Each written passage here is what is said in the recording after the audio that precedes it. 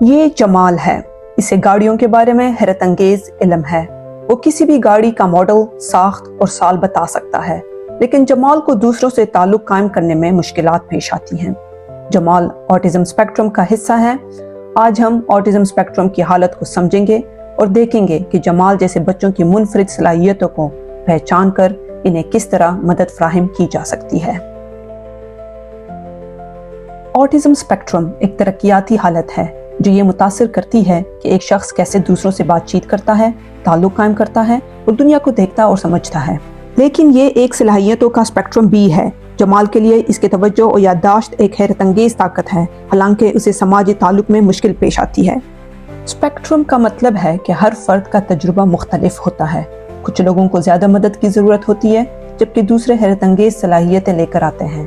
ان صلاحیتوں کو پہچاننا امکانات کو کھول سکتا ہے اور شمولیت کو فروغ دے سکتا ہے۔ ہمارے معاشرے میں والدین اکثر آٹزم کے علامات کو نظر انداز کر دیتے ہیں اور ان علامات کو بچوں کی عادت یا شرم سمجھتے ہیں، لیکن ابتدائی علامات کو پہچاننا بہت اہم ہے۔ جمال کے والدین نے دیکھا کہ وہ آنکھ سے آنکھ نہیں ملاتا، اپنے ہاتھ ہلاتا ہے اور اپنے کھلونوں کو بار بار ترتیب دینے جیسی حرکات کرتا ہے۔ ان علامات کو پہچاننا بچے کو لیبل دینے کے بارے میں نہیں ہے، یہ ان کی ضروریات اور دنیا کے ساتھ ان کے منفرد طریقے کو سمجھنے کے بارے میں ہے۔ جمال کے والدین شروع میں تشخیص کے لیے ہچکچاتے تھے کیونکہ وہ رشتہ داروں کے خیالات کے بارے میں فکر مند تھے، لیکن انہیں جلد ہی احساس ہوا کہ جمال کی طاقتوں اور چیلنجز کو سمجھنا ضروری ہے۔ ایک ماہر نے انہیں مدد کے دروازے کھولنے میں مدد دی۔ جمال کی گاڑیوں میں دلچسپی اس کی خود اعتمادی بڑھانے کا ذریعہ بنی۔ اس کے والدین اور اساتذہ نے اس کی حوصلہ افزائی کی تاکہ یہ دلچسپی اس کی طاقت بن سکے۔ جب ہم مشکلات کے بجائے صلاحیتوں پر توجہ دیتے ہیں تو ہم جمال جیسے بچوں کو اپنی روشنی بکھیرنے کا حوصلہ دیتے ہیں۔ جمال کی گاڑیوں میں دلچسپی اس کی تربیت کے لیے ایک ذریعہ بن گئی۔ ماہر نے کار تھیم والے فلیش کارڈز کے ذریعے اس کے سماجی بات چیت کی مہارتوں کو بہتر کیا۔ ہر بچہ سیکھنے اور بڑھنے کا اپنا منفرد انداز رکھتا ہے۔ ان کی صلاحیتوں کے گرد ایک مددگار منصوبہ بنانا تمام فرق پیدا کر سکتا ہے۔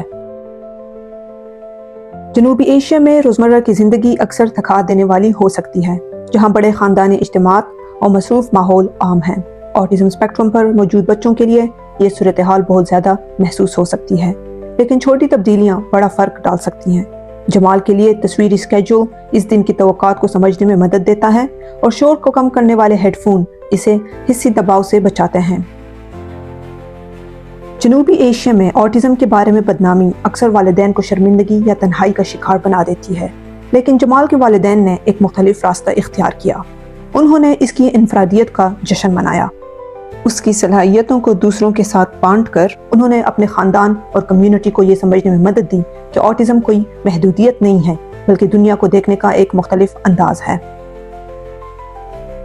کوئی بھی سفر اکیلے طے نہیں کیا جا سکتا۔ مددگار گروپ اور وسائل والدین کو رہنمائی اور حوصلہ دیتے ہیں۔